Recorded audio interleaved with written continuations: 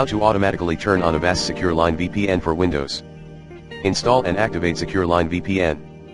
To download the standalone version of SecureLine VPN, refer to the following article, Installing the standalone version of Avast SecureLine VPN for Windows. To activate SecureLine VPN, refer to the following article, Activating Avast SecureLine VPN for Windows. Enable Avast SecureLine VPN to connect automatically.